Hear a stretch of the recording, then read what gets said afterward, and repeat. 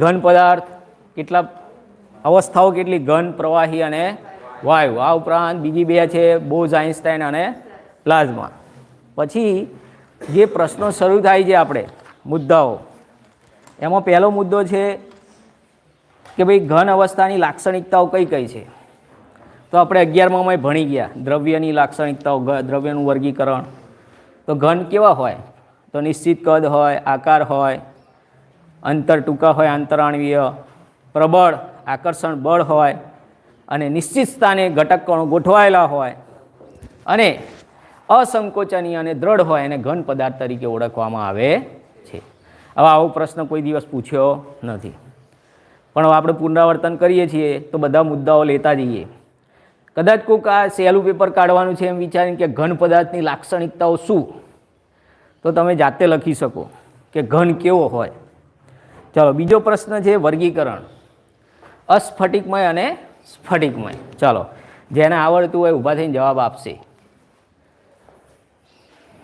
બોલો, તમારે જવાબ આપવાનો છે. હવે તૈયારી તમારી હોવી જોઈએ. મેં કહ્યું હતું વાંચીને આવજો, વાંચ્યા વગર આવવાનું નથી સ્કૂલમાં, રીડિંગ કરીને આવવાનું છે.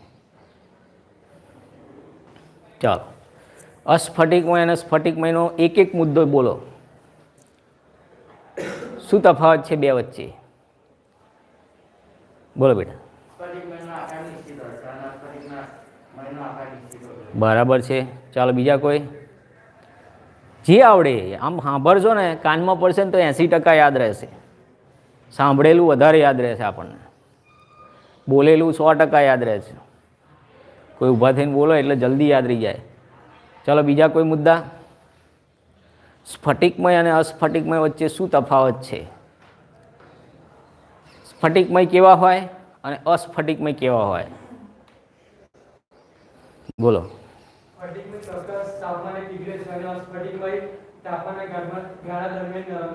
બરાબર છે. જો સ્ફટિકમયનું એટલે એનો મતલબ શું થયો? ગલન બિંદુ નિશ્ચિત હોય, જ્યારે અસ્ફટિકમયનું ગલન બિંદુ નિશ્ચિત હોતું. કોઈ પણ ગાળામાં પીગળે, પીગળે એટલે ગલન બિંદુ. પછી એ જ રીતે ઉત્કલન બિંદુ પણ નિશ્ચિત હોય, રંગ પણ નિશ્ચિત હોય, તો એને સ્ફટિકમય કહેવાય. એની ભાત ગોઠવણી, પરમાણુઓની ગોઠવણી નિયમિત હોય બધી જ દિશામાં, તો એનો સ્ફટિકમય. જ્યારે એને ચપ્પા વડે, ધારદાર સાધન વડે કાપવામાં આવે છે ત્યારે સરખા ભાગમાં વિભાજિત થાય છે.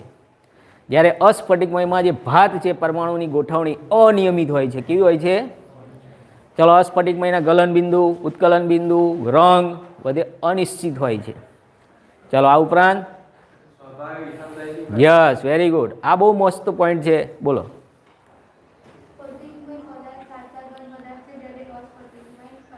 બહુ સરસ. જુઓ, સ્ફટિકમય સાચા ઘન છે, જ્યારે અસ્ફટિકમય આભાસી, જેમ કે કાચ. ચલો, કાચ દેખાય છે આપણને સ્ફટિકમય, પણ ખરેખર એ આભાસી ઘન છે. તો સ્ફટિકમય પદાર્થો સાચા ઘન છે, જ્યારે અસ્ફટિકમય પદાર્થો આભાસી ઘન છે. સ્ફટિકમય વિષમદૈશિક છે. આ બહુ જ અગત્યનો પોઈન્ટ છે અને આમાંથી MCQ પણ પૂછાય છે, જી નીટમાંય પૂછાય છે આ પોઈન્ટ.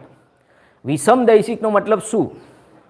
કે જુદી જુદી દિશામાં ગુણધર્મ જુદો, સ્ફટિકમયમાં જુદો, જ્યારે અસ્ફટિકમયમાં જુદી જુદી દિશામાં ગુણધર્મ એક સરખા. એટલે આખું ઉલટું થઈ ગયું. અત્યાર સુધી આપણે સ્ફટિકમયમાં બધું સરખું એમ કીધું, જ્યારે આ વસ્તુ એવી છે કે વિષમદૈશિક છે. સ્ફટિકમય ઘન પદાર્થો વિષમદૈશિક છે. એનો મતલબ શું? જુદી જુદી દિશામાં ગુણધર્મોની વહેંચણી જુદી જુદી છે એમ. ખ્યાલ આવ્યો? જ્યારે અસ્ફટિકમય સમદૈશિક છે, તો બધી દિશામાં સરખા ગુણ જોવા મળે છે, એવું કહેવા માગે છે. ધારો કે તમે ઉર્જા આપો તો એક છેડેથી બીજા છેડે અસ્ફટિકમયમાં સરખી ફેલાશે, જ્યારે સ્ફટિકમય હશે એમાં જુદી જુદી દિશામાં જુદી જુદી ફેલાશે. એટલે વિષમદૈશિક છે. સ્ફટિકમય ઘન પદાર્થો કેવા છે? તો આવા MCQ તો જી નીટમાં પૂછાયેલા છે. બરાબર. અને હવે તો ગુજરાતીમાં લેવાય છે એટલો તમારે ફાયદો છે. પહેલાં તો ઇંગ્લિશમાં જી નીટ આલતા હતા લોકો, તો એમાં તો અમુક સ્પેલિંગ જ ખબર ના પડે. બરાબર. પણ તમારે શું કરવાનું? ધારો કે આનું આપણે સમદૈશિક વિષમદૈશિક કીધું, પણ જી નીટવાળાએ કોઈ અલગ શબ્દ શોધી કાઢ્યો, જેમ કે જાળીદાર ને ગુચ્છાદાર કહે છે એ લોકો. હવે આપણી ચોપડીમાં તો ક્યાંય ગુચ્છાદાર શબ્દ આવતો તો તમારી ઇંગ્લિશ ટ્રાન્સલેશન હોય અંદર એ જોઈ લેવાનું. ખ્યાલ આવ્યો? ચાલો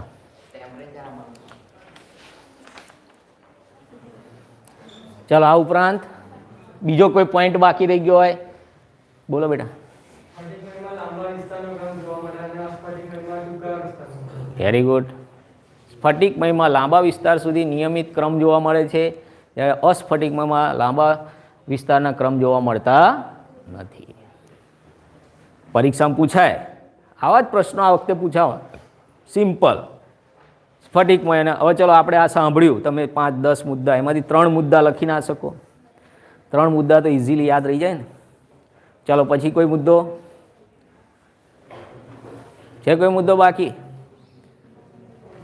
ઓકે, તો થઈ ગયો ક્લિયર? બોલો ખ્યાલ આવ્યો કે નહીં બધાને?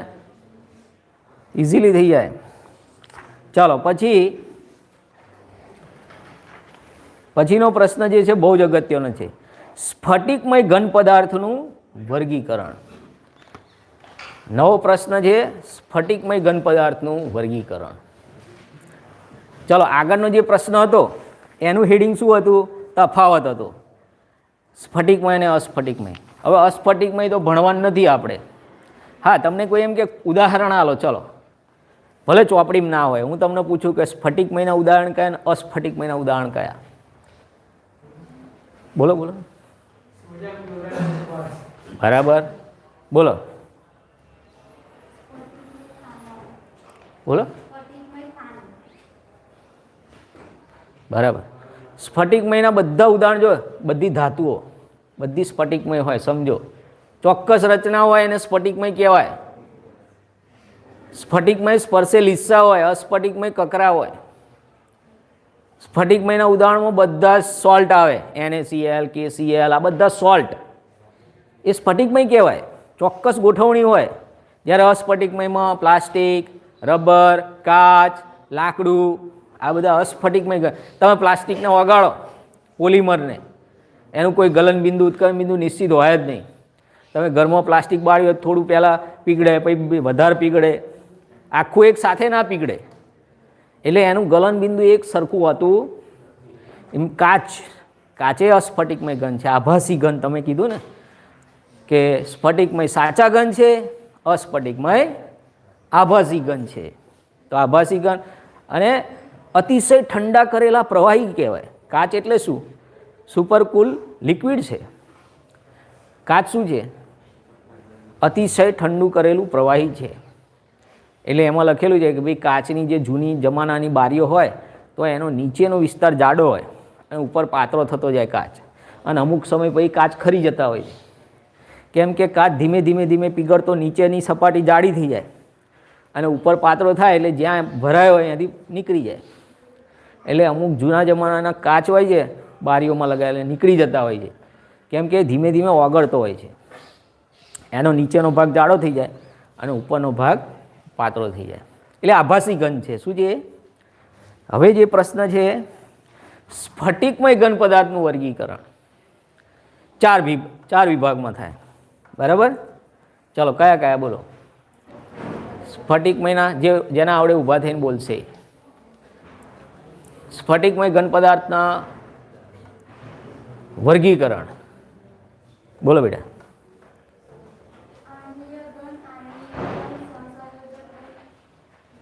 ધાત્વીય ઘન. જો 4 ભાગ છે. બરાબર? આણ્વીય ઘન એટલે ઘટક કણો અણુ સ્વરૂપે હોય. આણ્વીય ઘનમાં ઘટક કણો કયા સ્વરૂપે હોય? આણ્વીય સ્વરૂપે. ચાલો પછી ધાત્વીય ઘન. તો ધાતુમાં ઘટક કણો કયા સ્વરૂપે હોય? તો ઇલેક્ટ્રોન સમુદ્રનો નમૂનો. આપણે જે 11મા ધોરણમાં ભણ્યા, તમે કદાચ યાદ હોય કે ના હોય, કે ધાતુની સપાટી પર મુક્ત ઇલેક્ટ્રોનનો સમુદ્ર હોય, આમાં ધનભારિત કર્નેલ તરતા હોય છે. એ કર્નેલ એટલે શું? કેન્દ્ર સહિતનો બાહ્ય કક્ષા સિવાયનો ભાગ, એને શું કહેવાય? કર્નેલ. ચલો પછી ત્રીજો પ્રકાર છે. ચલો પહેલો પ્રકાર કયો? આણ્વીય. બીજો તમે એવું નહીં કે આ જ ક્રમમાં લખો, તમે જે યાદ આવે પહેલો લખી શકો છો. ત્રીજો આયનીય ઘન અને ચોથો સહસંયોજક અથવા જાળીદાર ઘન. ચલો આયનીય ઘનમાં ઘટક કણો કયા સ્વરૂપે હોય? આયન સ્વરૂપે હોય ને, ધનાયન ઋણાયન સ્વરૂપે. અને સહસંયોજક ઘનમાં બહુ જ યાદ રાખવાની વસ્તુ છે, અથવા જાળીદાર અથવા ગુચ્છાદાર ઘનની અંદર ઘટક કણો પરમાણુ સ્વરૂપે હોય. કયા સ્વરૂપે હોય?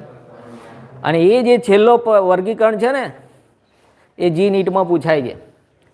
નીચે આપેલા પૈકી કયો આણ્વીય ઘન છે? P4, S8, I2 કે SiC? તો સિલિકોન કાર્બાઇડ જવાબ આવે. જુઓ તમે, ઉદાહરણ ખાસ તૈયાર કરવાના છે તમારે. જે ઉદાહરણ આવડ્યા તો એને એક MCQ હશે ને હશે જ, બોર્ડની પરીક્ષામાં હશે, ગુજકેટમાં હશે, નીટમાં હશે અને JEEમાં હશે. એટલે તમારા જે ટેબલ છે ને એના ઉદાહરણ ખાસ કરી દેવાના. પરીક્ષામાં વર્ગીકરણ નહીં પૂછવાના કે સ્ફટિકમય ઘનનું વર્ગીકરણ કરો, એવો પ્રશ્ન નહીં પૂછાય, કારણ કે બહુ મોટો પ્રશ્ન થઈ જાય, 4 માર્કનો થઈ જાય. હવે આ ચેપ્ટરમાં 4 માર્કનો પ્રશ્ન પૂછવાનો રિવાજ ના હોય તો પછી આખો પ્રશ્ન પૂછે, પણ MCQ પૂછશે. MCQમાં શું પૂછશે? ઉદાહરણ. નીચે આપેલો કયો આણ્વીય ઘન છે? નીચે આપેલા પૈકી કયો સહસંયોજક ઘન છે? નીચે આપેલા પૈકી કયો આયનીય ઘન છે? મેં તમને કહ્યું હતું કે MCQ ઉપર જ પાસ થવાના છે તમે. એટલે આપણે રિવિઝન કરાય છે, ખાલી થિયરીનું નહીં કરાવતા. તમને હું જોડે જોડે MCQ કેવા પૂછાય છે અને અત્યાર સુધી કેવા પૂછાયા જી નીટમાં બોર્ડમાં એ કહું છું. અને તમે પરીક્ષા આવવા જશો ને ત્યાં જોશો, હા સાહેબ આ તમે કીધું એ જ પૂછાયું, અને આમાંથી એ પ્રશ્ન આવશે જ. તો તમારે ખાસ આ ટેબલમાં શું કરવાના? ઉદાહરણ કરવાના. હવે આ કેવી રીતે યાદ રહે? તો આના ભીત ઉપર લગાવો ઘરે. આવા ટેબલો જે હોય ને આખી ચોપડીમાં, આ જાણ માટે નથી, મોસ્ટ IMP ટેબલ છે. તો ચલો, આણ્વીય ઘનના પાછા 3 ભાગ પાડ્યા છે: અધ્રુવીય, ધ્રુવીય અને હાઇડ્રોજન બંધ. ચલો, ઘટક કણો અણુ છે. ચલો, એમની વચ્ચે આકર્ષણ બળ કયું? વિસર્જન બળ, લંડન બળ, દ્વિધ્રુવીય બળ અથવા હાઇડ્રોજન બંધ. ચલો, એના ઉદાહરણ: અધ્રુવીય આણ્વીય ઘન કયા કયા? આર્ગોન, CCl4 અથવા H2, I2, CO2. CO2 એટલે સૂકો બરફ. ચલો, દ્વિધ્રુવીય આણ્વીય ઘન કયા?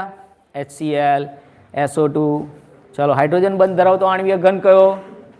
H2O બરફ. આ બધા કેવા હોય સ્વભાવે? મૃદુ. વિદ્યુત અને ઉષ્માના કેવા? અવાહક. અને એમના ગલનબિંદુ ઘણા નીચા.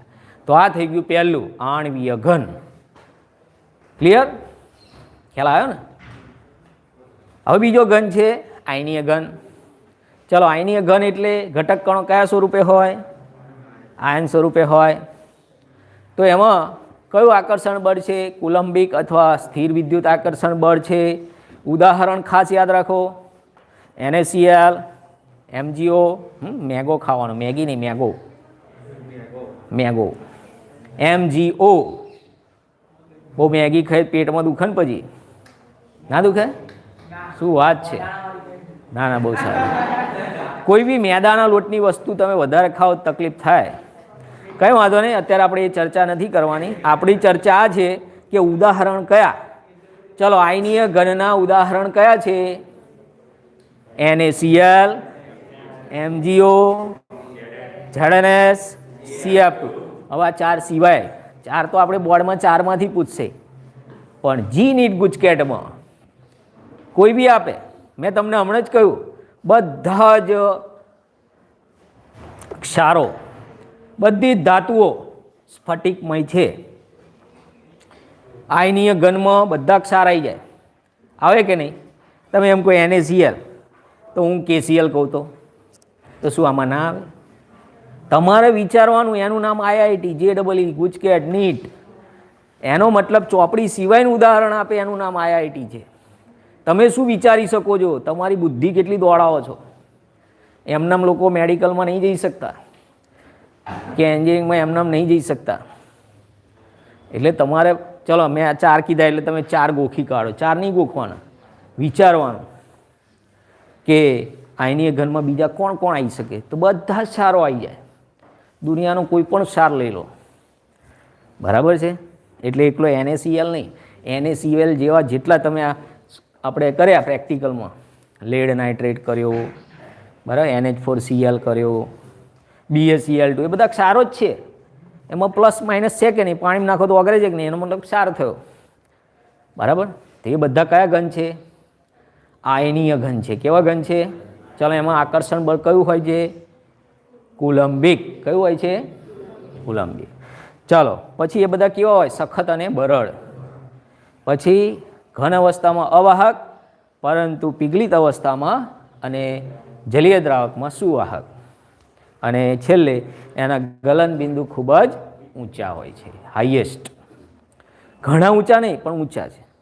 તમે મીઠાનો ગાંગડો ગરમ કરજો, નહીં ઓગળે, ખૂબ ઊંચું ગલન બિંદુ છે.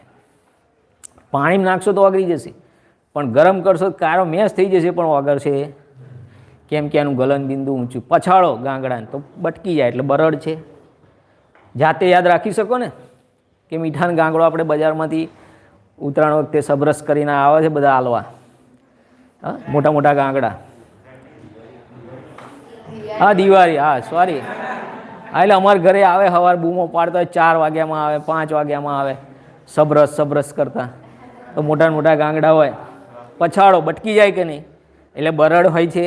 આ તો આપણે યાદ રાખવા માટે, તમને યાદ રહેવું જોઈએ કે આયનીય ઘન કેવા છે.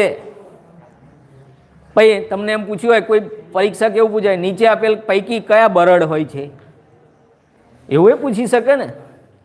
4 ઉદાહરણ આલ્યા હોય અને કે નીચે આપેલા પૈકી કયો બરડ છે, એટલે પછી આપણે વિચારવાનું કે બરડ કોણ હતા ભાઈ? તો આયનીય ઘન હતા. આયનીય ઘનના ઉદાહરણ કયા કયા હતા? NaCl, MgO, ZnS, CF2. તો CF2 બરડ હોય, MgO બરડ હોય. એક બરડ હોય નહીં, બધાય બરડ. બરડ એટલે બધા બરડ હોય તો જ લખાય બરડ છે. ક્લિયર? ઓકે, ચાલો પછી ત્રીજો ઘન છે ધાત્વીય ઘન. ચાલો, ધાત્વીય ઘનમાં કયું આકર્ષણ બળ? ઘટક કણો મેં હમણાં કીધું, ઇલેક્ટ્રોન સમુદ્રનો નમૂનો, એટલે બિન સ્થાનીકૃત ઇલેક્ટ્રોનનો સમુદ્રમાં ધન આયનો, એટલે કર્નેલ તરતા હોય છે. ચલો, એમાં આકર્ષણ બળ કયું હોય? ધાત્વીય. ચલો, ઉદાહરણ કયા? Fe, Cu, Ag, Mg. હવે આ 4 આપી છે, તો શું એ સિવાયની ધાતુઓ બીજી ના આવે? અને આપણે કીધું હતું કે આવર્ત કોષ્ટકમાં 90% ધાતુઓ છે. જે આવર્તમાં ડાબી બાજુ છે બધું ધાતુઓ છે, અને જમણી બાજુ 11 વાયુઓ છે. અધાતુઓની સંખ્યા ખૂબ ઓછી છે. દરેક સમૂહમાં પહેલો જે હોય એ અધાતુ હોય, બાકીના બધા ધાતુઓ અર્ધધાતુ હોય છે. 90% ધાતુઓ છે, બરાબર. તો આમાં કયા ઉદાહરણ આપ્યા છે? Fe, copper, silver, magnesium.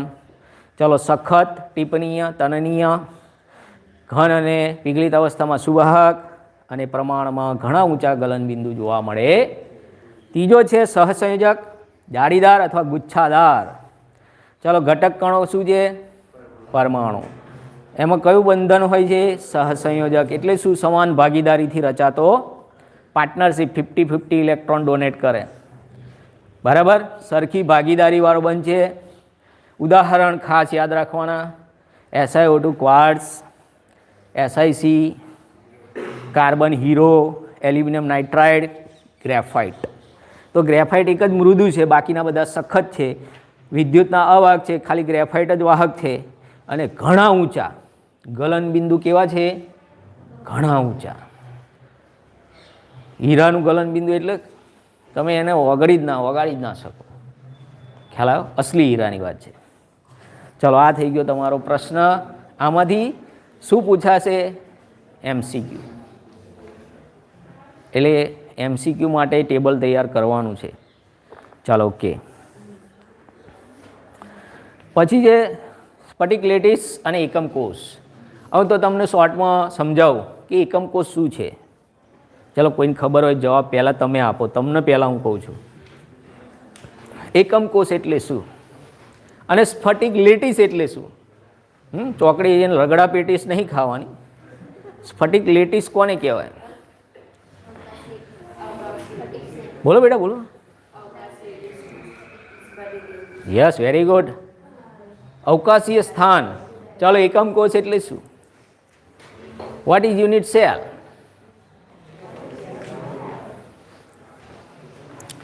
એકમ કોષ કોને કહેવાય?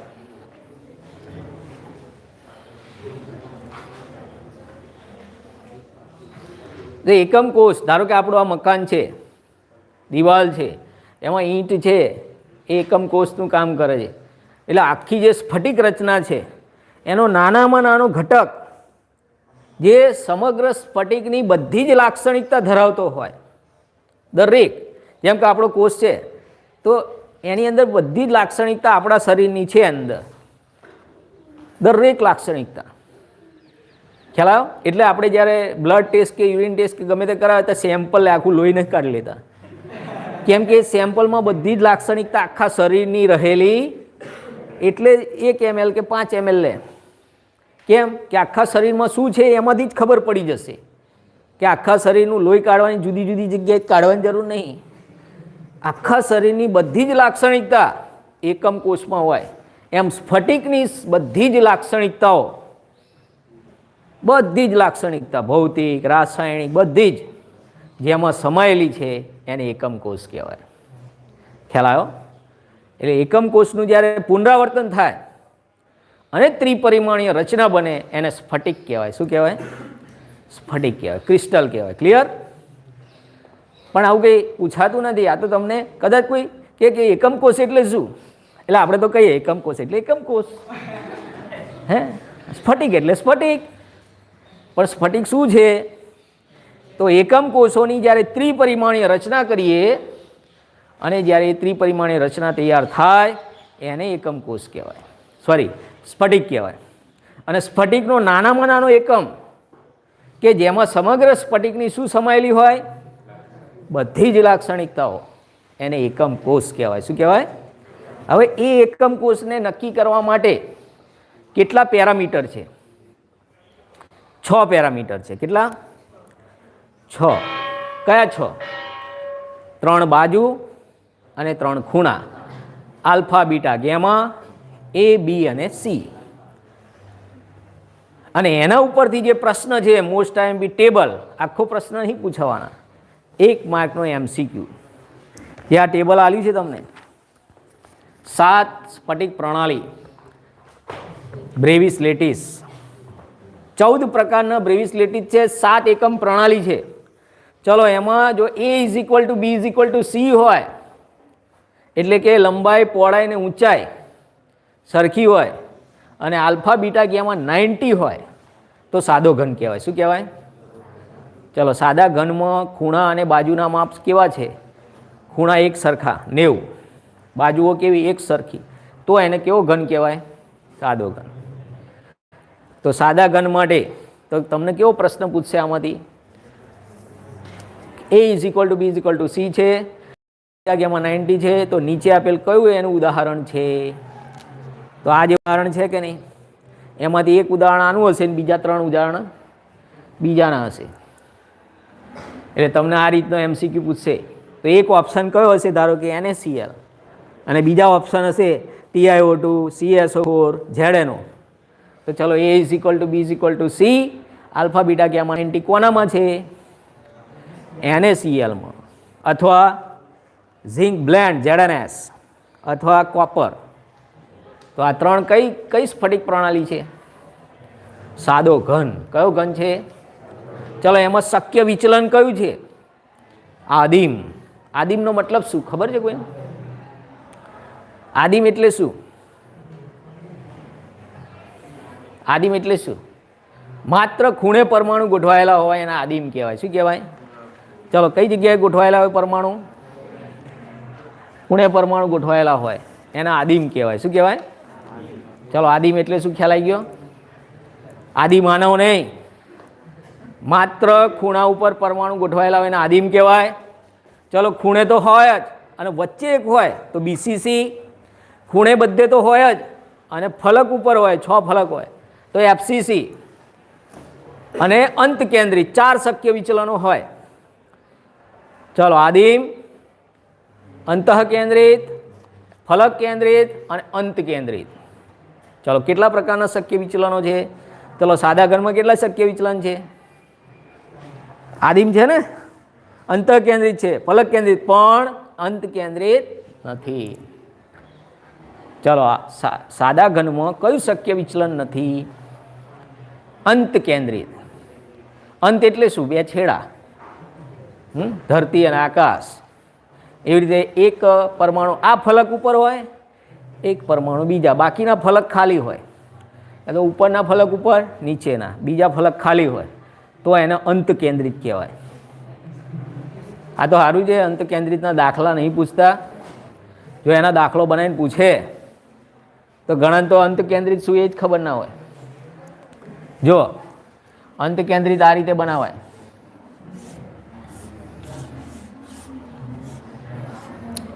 જો અહીંયા આદિમ કહેવાય આને,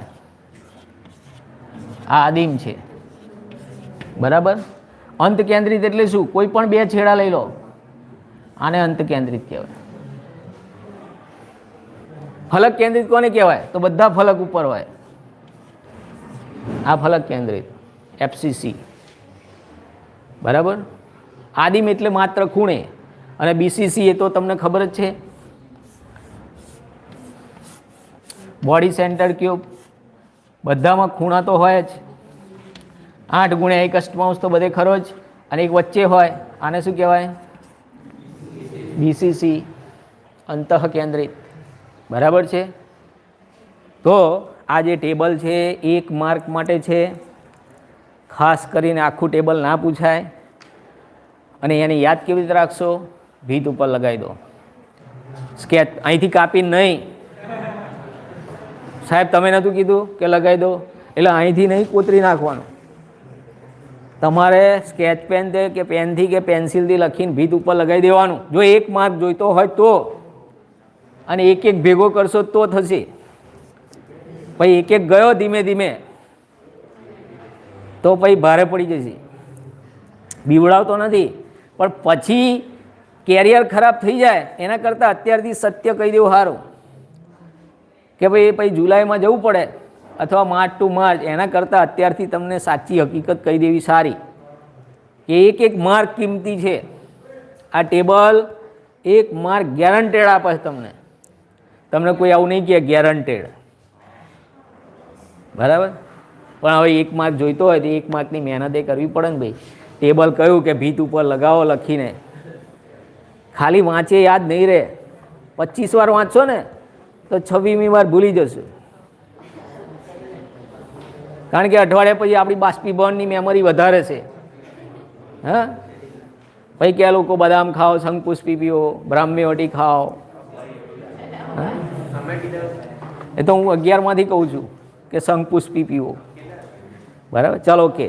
પછી જે બીજો પહેલામાં ખ્યાલ આવી ગયો બધાને? પહેલાંનું ઉદાહરણ યાદ રહી ગયા? ચલો સાદા ઘનના ઉદાહરણ કયા કયા? NaCl, ઝીંક બ્લેન્ડ, સીવ કોપર ધાતુ. ચલો બીજું છે ચતુષ્કોણીય. એમાં ઉદાહરણ આદિમંત કેન્દ્રિત શક્ય વિચલન A = B but C not equal. એટલે હાઇટ વધી જાય છે એમાં, બાજુ અને લંબાઈ પહોળાઈ સરખી, ઊંચાઈ વધી જાય. જો C ઊંચાઈ વધી ગઈ.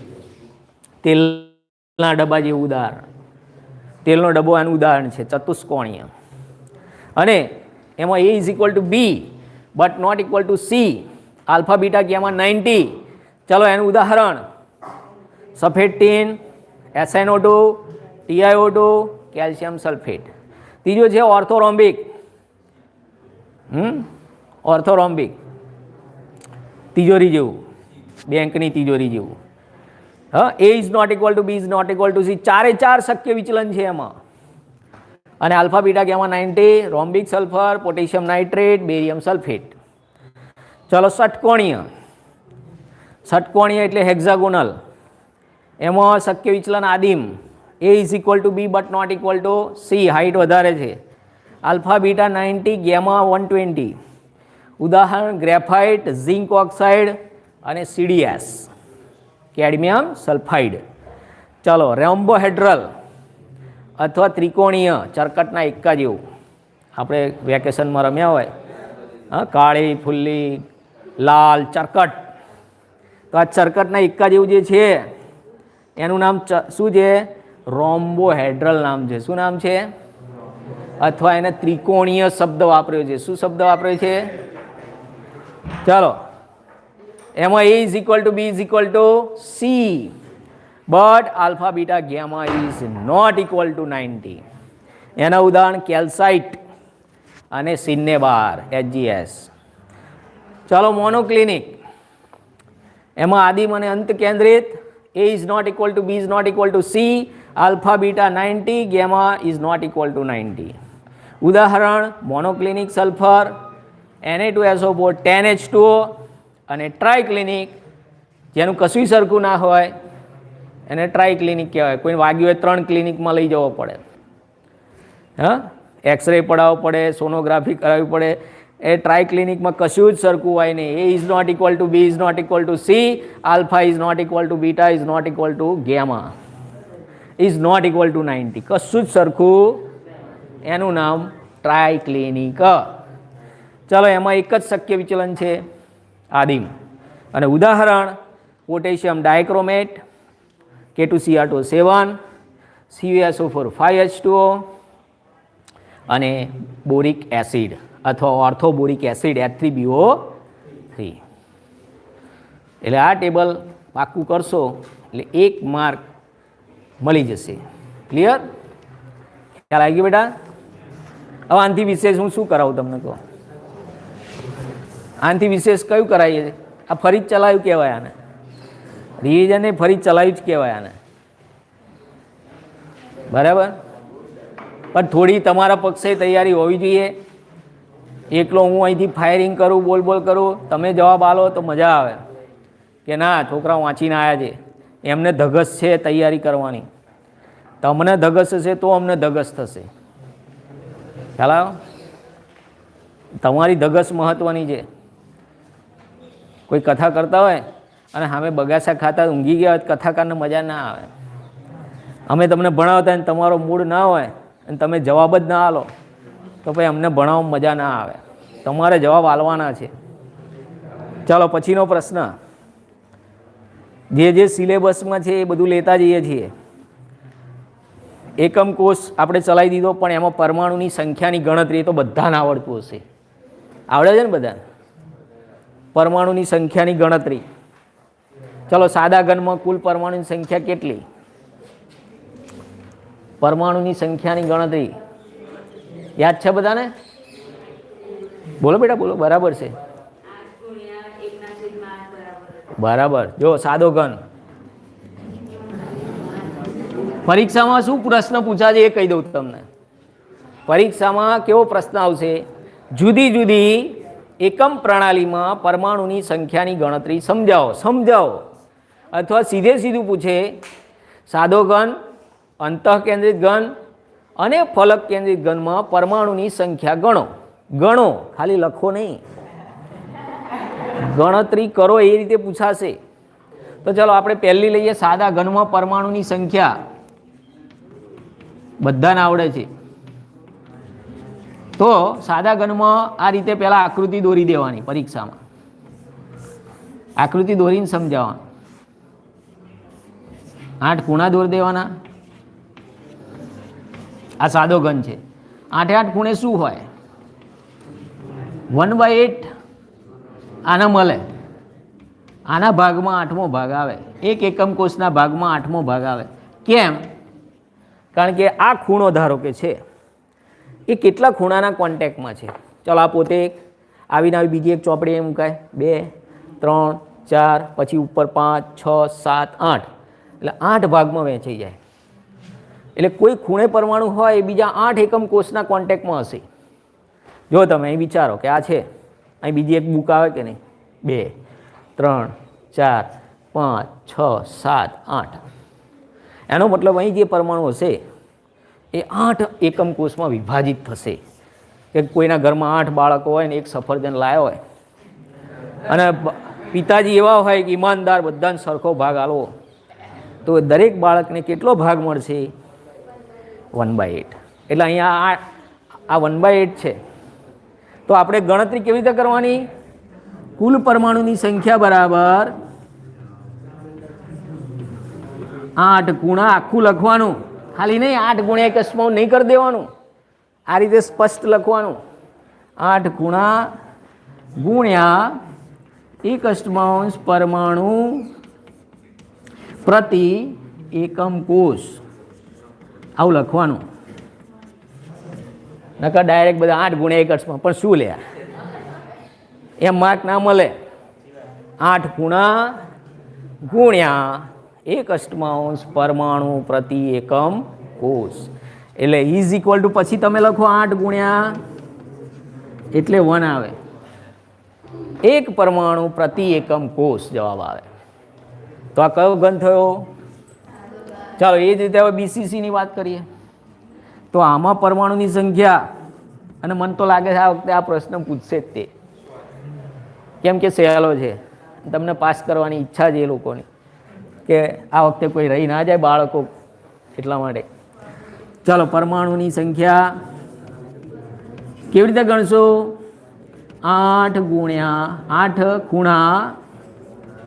ગુણ્યા 1 અસ્માઉસ પરમાણુ પ્રતિ એકમ કોષ વત્તા, આને બ્રેકેટ કરી દેવાનું, વત્તા 1 અંતઃકેન્દ્રિત પરમાણુ. પછી આપણે લખવાનું માટે 8 ગુણ્યા 1 અસ્માઉસ વત્તા 1, એટલે કે 1 વત્તા 1 બરાબર 2. ચાલો બીસીસીમાં કુલ પરમાણુ સંખ્યા કેટલી? 2. કેવી રીતે? તો આ રીતે ગણવાનું, ડાયરેક્ટ બધું લખશો, ડાયરેક્ટ માર્કે એવા જ આવશે. કટિંગ જે આવડે ને એકદમ પરફેક્ટ કરો. ચલો એક ચેપ્ટરના 5 પ્રશ્ન કરો, પણ એવા કરો સોલિડ કે પૂરેપૂરા માર્ક આવે. આપણે ખાવા બેસે અધૂરું કાચું ખાઈએ ને તો બીજા દિવસે કબજિયાત થઈ જાય, અપચો થઈ જાય. એમ ભણવા બેસો ને, જે થિયરી કરો ને એકદમ પરફેક્ટ કરો, ભલે ઓછી કરો પણ વ્યવસ્થિત કરો, કાચી પાકી ના કરશો. આપણે તો વાંચવા બેઠા હોય, ઘડીકમાં ચા પીવા ઊભા થઈએ, ઘડીકમાં ફ્રીજ ખોલીએ, ઘડીકમાં બાર આંટો મારીએ, પાછું કે હું તો ફ્રેશ થવું જોઉં. એટલે આને ફ્રેશ ના કહેવાય, આને ફ્રેશ ના કહેવાય. ભણવું એટલે એકાગ્રતા, એકાગ્રતા એટલે એક જગ્યાએ બેસીને ભણતા શીખવું, વારે ઘડીએ ઊભા થાવ, એને એકાગ્રતા ના કહેવાય. યાદે ના રહે, ભૂલી જાઓ તમે. ચલો હવે એફસીસી, આ 2 ખ્યાલ આવી ગયો. હવે એફસીસીની વાત કરીએ. ચલો એફસીસી આ દોર્યું છે અહીંયા.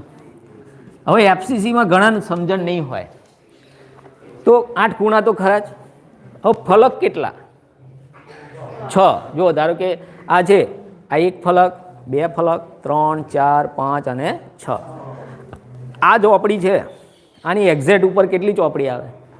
1 જ આવે. આની ઉપર મારે ગોઠવી તો 1 ગોઠવાય કે નહીં? એક્ઝેક્ટ. તો અહીંયા કોઈ પરમાણુ હોય, અડધો આ એકમ કોષનો મળશે, અડધો ઉપરવાળા એકમ કોષ. ખ્યાલ આવ્યો? જ્યારે 2 જોડકું બનાવે તો અડધી દિવાલ આ ભાઈની હોય ને અડધી દિવાલ, જ્યારે કોઈ નવું મકાન બનાવે તો અડધી દિવાલ કાપીને હાલ દેવી પડે, કેમ કે સહિયારી હોય. હા, 9ની દિવાલ હોય વચ્ચેની તો 4.5 ઇંચ આ ભાઈની હોય ને 4.5 ઇંચ આ ભાઈની હોય ને. એમ અડધો એકમ કોષ પરમાણુ આને મળશે, અડધો બીજાને મળશે. તો 6 ફલક છે જુઓ. ચલો આ તો 1/8 ખરા. હવે તમે આ રીતે સરસ દોરીને તમે દેખાડો તો પરીક્ષક પૂરા માર્ક આલે કે નહીં? બરાબર છે. 12 સાયન્સ આ રહી વાત. ચાલો અહીંયા કેટલા હોય? 1/2, 1/2, 1/2, 1/2, 1/2. હવે આટલું દોરો ને તોય સાહેબને ખ્યાલ આવી જાય. શિષ્યવૃત્તિ આપવા આવ્યા છે, 10મા વાળાને આપે ને. ચલો હવે જો એફસીસીમાં પરમાણુની સંખ્યા તો 8 ગુણા આખું લખવાનું, ગુણ્યા 1 અસ્માઉસ પરમાણુ પ્રતિ એકમ કોષ વત્તા, ચાલો કેટલા ફલક?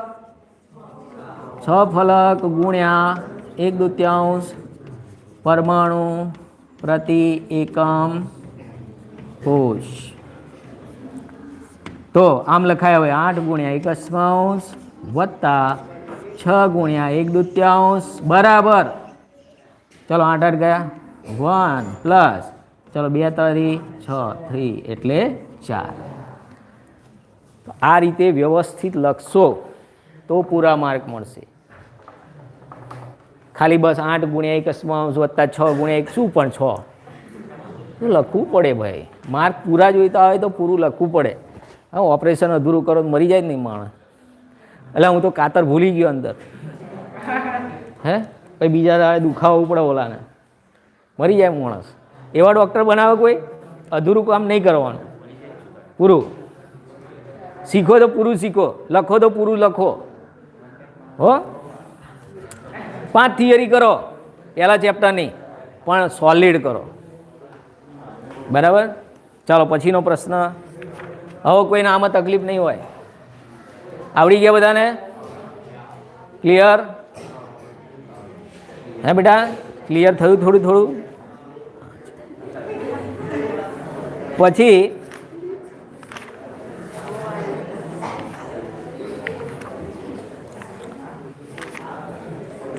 ભાઈ આમાં તો બધું તમે ટીક કર્યું છે, કયું નથી એ લખ્યું નહીં. ઓકે, જો 1.10 અને 1.11 સિવાયનું બધું જ છે. ઓકે, ચાલો હવે નવો પ્રશ્ન છે, બહુ જ અગત્યનો પ્રશ્ન છે, સમૃદ્ધ સંકુલ રચનાઓ. ચલો ભાઈ, પ્રશ્નનું હેડિંગ છે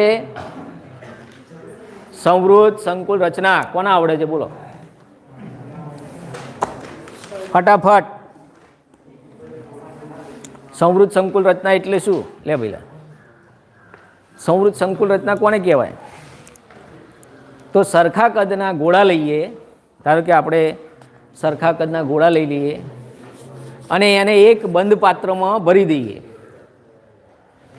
અને બરાબર મિક્સ કરીએ. ભાઈ પ્રતિક, અહીં ધ્યાન આપ બેટા,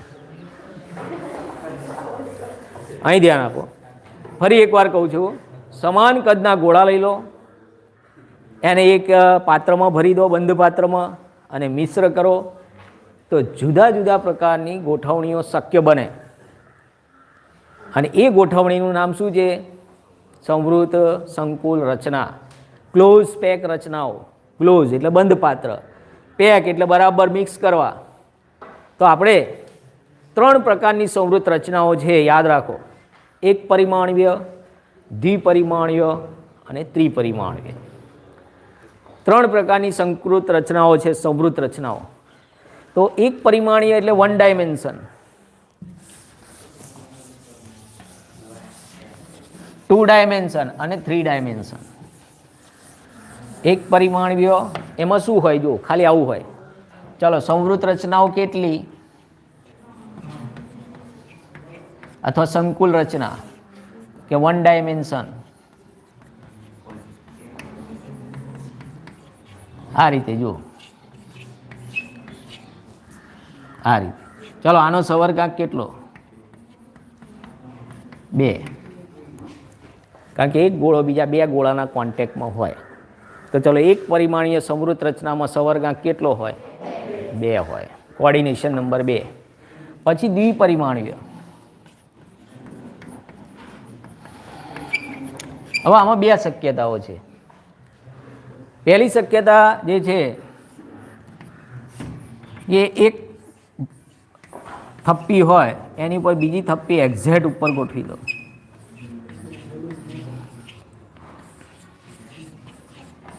એટલે થપ્પીની બાદ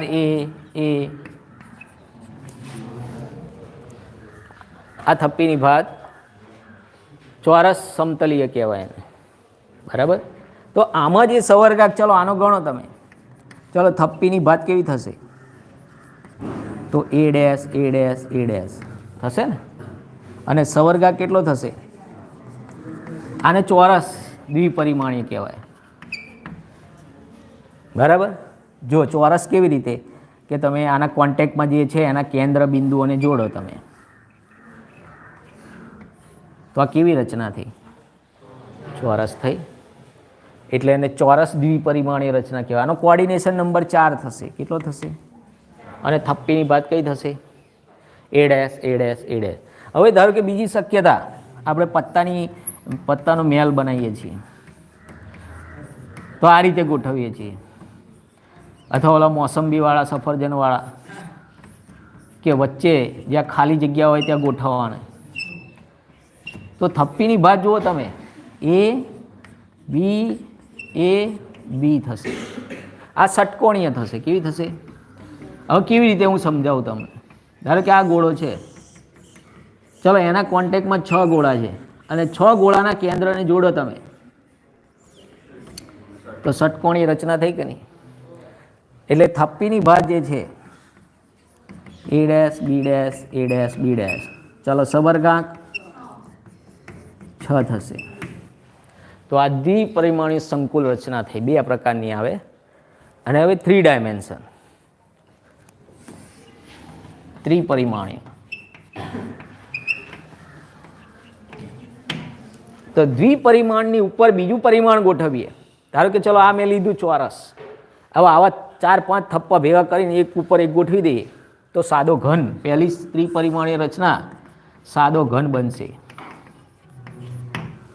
સાદો ઘન કેવી રીતે? તો આ જે ચોરસ છે, બરાબર, અને ચોરસની થપ્પીઓ એકબીજા ઉપર, બીજો ચોરસ, ત્રીજો ચોરસ, તો આપણને આવો થપ્પો મળશે.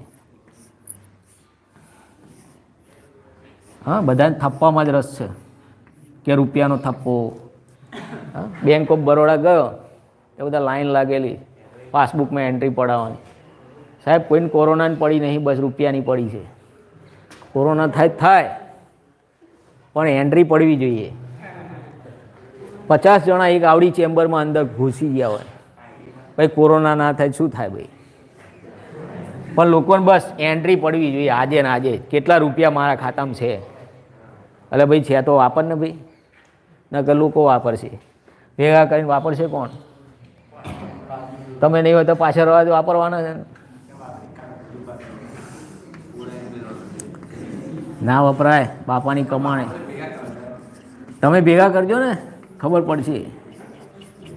ભાઈ ભેગા શેના માટે? ધારો કે કોઈ બીમારી આવી ગઈ તો ક્યાંથી લાવશો? ઉછીના લાવશો. તો આ થઈ ગયો સાદો ઘન. હવે આમાં થપ્પીની વાત એની એ જ રહેશે. ચલો A dash A dash A dash. હવે સબરગાંકની વાત કરીએ. સબરગાંક કહો ચલો, તો આનો તો 4 છે જ ઓલરેડી, 4 છે. હવે એક્ઝેક્ટ 1 ઉપર આવશે અને એક્ઝેક્ટ 1 પાછળ આવશે. આને કોન્ટેક્ટમાં એક્ઝેક્ટ ઉપર 1 ગોઠવાશે. 4 તો છે જ એના સ્તરના. એક્ઝેક્ટ ઉપર 1 ગોઠવાશે અને પાછળ 1 ગોઠવાશે. તો સબરગાંક કેટલો થાય? 6 થાય. ચાલો, સાદા ઘનનો સબરગાંક કેટલો?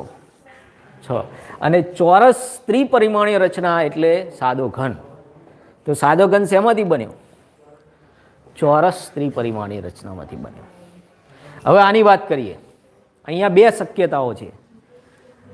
ષટકોણીયમાંથી 2 શક્યતાઓ. ચલો આમાં 2 પ્રકારના. ચલો પ્રથમ સ્તર પર બીજું સ્તર ગોઠવીએ, બરાબર? તો 2 પ્રકારના છિદ્રો બને. ચતુષ્ફલકીય બંધ થઈ ગયું.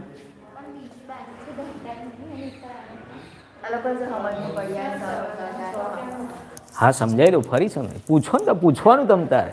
જો અહીંયા 4 તો છે ને. હવે ચલો આવીને આવી થપ્પી મેં ઉપર ગોઠવી કે નહીં, અને એવી ને એવી થપ્પી પાછળ પણ ગોઠવી તો ત્રિપરિમાણીય થાય ને. 3 થપ્પી તો ઓછામાં ઓછી હોવી જોઈએ ને. ચલો અહીંયા 4 સબરગાંક છે. હવે એક્ઝેક્ટ ઉપર થપ્પી ગોઠવીશું એટલે જે ગોળાનો આપણે સબરગાંક ગણીએ છીએ એની એક્ઝેક્ટ સામે કેટલા ગોળા આવશે? 1 જ. એટલે 5 થયો અને પાછળ 1 ગોળો આવશે.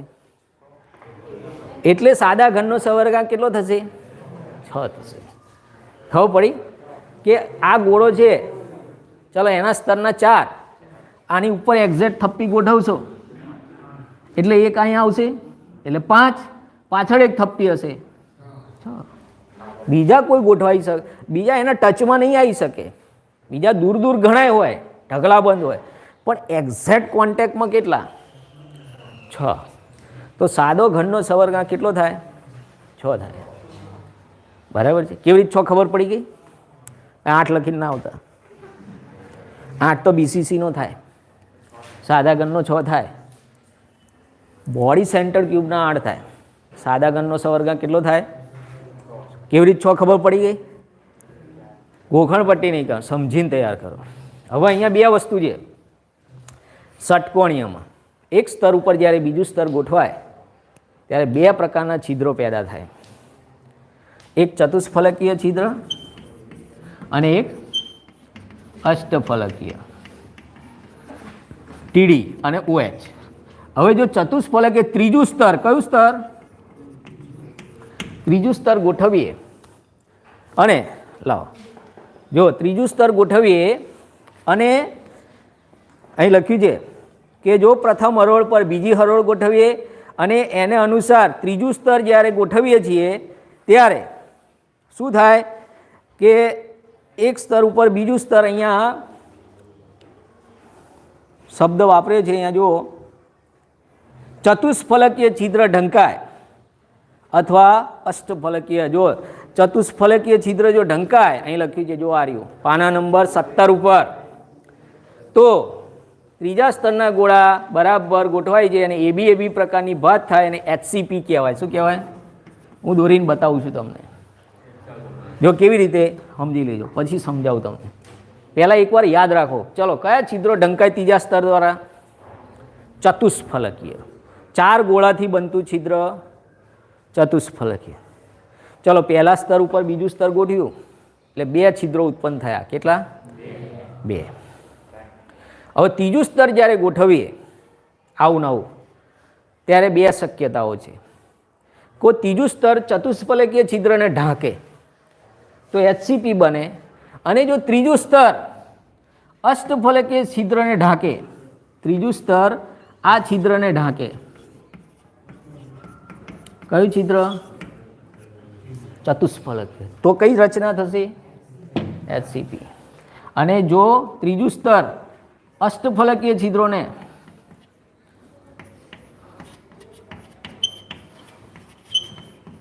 ઢાંકે, ત્રીજું સ્તર, કયું સ્તર?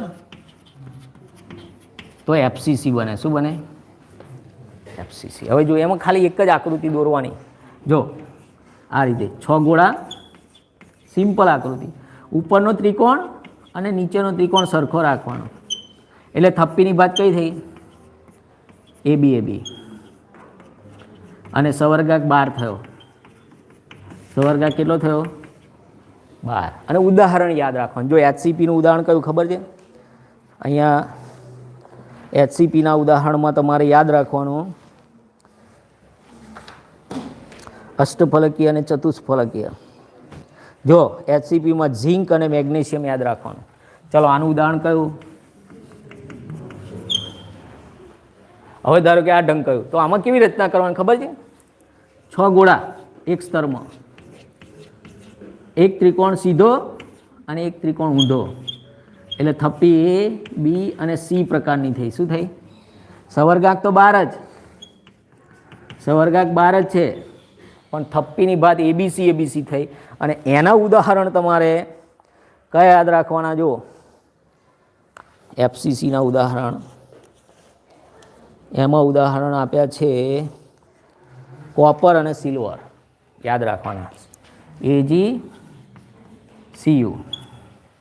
અને છેલ્લું, ધારો કે ગોળા સહેજ ખસેલા છે. આ બધું ભણીએ પછી સહેજ ખસી જાય, ખસી જાય, કારણ કે હજી ઘણા નહીં ખબર જ નહીં પડી હોય કે આ શું કર્યું. ફરી સમજાવો. ચલો, આ બેમાં સમજણ પડી કે નહીં? થોડી સહેજ 10 ગ્રામ 20 ગ્રામ. આ એક પરિમાણીય તો આવડે ને બધાને, હવે એ ના આવડે તો ખલાસ. આ દ્વિપરિમાણીય 2 શક્યતાઓ. ભાઈ સફરજન ગોઠવીએ, આજે ને આપણે ચોપડી ગોઠવે ને, ચોપડીઓ થપ્પી કહેવાય, એક ઉપર બીજી. પણ જો ઓલા મોસંબી સફરજન જે લારીવાળા ગોઠવે છે, એક સ્તર વચ્ચે બીજા ગોઠવે. આપણે પત્તાનું બનાવીએ છીએ ને ઘર, કે 2 વચ્ચે એક, તો એ આ રચના થઈ. એને ષટકોણીય રચના કહેવાય. ખ્યાલ આવ્યો? હવે એને ત્રિપરિમાણમાં લઈ ગયા. ચલો, આ લઈ ગયા એટલે સાદો ઘન બન્યો, અને આને લઈ ગયા એટલે 2 શક્યતાઓ. કે પ્રથમ સ્તર ઉપર બીજું સ્તર ઢંકાય એટલે 2 છિદ્રો ઉત્પન્ન થયા. ત્રીજું સ્તર જ્યારે ઢાંકીએ અને જો ચતુષ્ફલકીય છિદ્ર ઢંકાય તો HCP, અને જો અષ્ટફલકીય છિદ્ર ત્રીજું સ્તર ઢાંકે તો FCC. બંનેનો સવર્ગાંક 12 છે, પણ આની થપ્પીની ભાત ABAB છે અને આની થપ્પી ભાત ABC છે. અને છેલ્લી શક્યતા, છેલ્લું ત્રિપરિમાણીય જે ગોળા સહેજ ખસેલા હોય, શું હોય આ રીતે, તો એને BCC કહેવાય. શું કહેવાય? ગોળા સહેજ ખસેલા હોય. એટલે આપણે આમ દોરી દેવાનું સીધું જ, એનો સવર્ગાંક 8 થશે. સિઝિયમ ક્લોરાઇડ લઈ લેવાનું, આનો સવર્ગાંક 8 થશે. થપ્પી ABAB થશે. પછી ફિનિશ. તો આ થઈ ગઈ બધી જ સંકુલ રચનાઓ. ચાલો ત્રિપરિમાણીય કેટલી સંકુલ રચના? 4. સાદો ઘન, HCP, FCC અને BCC. BCC એટલે ગોળા સહેજ ખસેલા હોય. શું હોય? ત્યારે કઈ રચના બને? BCC. ચલો ચોરસમાંથી કઈ બની? સાદો ઘન. ચોરસનો સવર્ગાંક 4, સાદા ઘનનો સવર્ગાંક 6. ચલો ષટકોણીયમાંથી 2 શક્યતાઓ. પ્રથમ સ્તર ઉપર બીજું સ્તર ગોઠવાય, 2 છિદ્રો ઉત્પન્ન થયા. હવે એમાં ચતુષ્ફલકીય છિદ્ર ઢાંકે ત્રીજું સ્તર તો HCP, અને અષ્ટફલકીય છિદ્ર ઢાંકે તો FCC. અને છેલ્લે ગોળા સહેજ ખસેલા હોય તો BCC. તો આ થઈ ગયું તમારી બધી જ સંવૃત્ત સંકુલ રચનાઓ. ખાસ એમાં શું યાદ રાખવાનું? ઉદાહરણ. ચલો HCP કઈ ધાતુ? Zinc magnesium. ચલો FCCમાં કઈ ધાતુ? ચલો FCC અથવા CCP પણ કહેવાય એને. શું કહેવાય? FCCનું બીજું નામ શું? CCP. તમને એમાં પૂછે થપ્પીની ભાત ખાલી જગ્યા તો ABC. ચલો FCCમાં ગોળા દ્વારા રોકાયેલી જગ્યા કેટલી? એ તો તમને ખબર જ છે ને, 74%. હા, FCCમાં છે ને. ચલો BCCમાં ગોળા દ્વારા રોકાયેલી જગ્યા કેટલી? 68.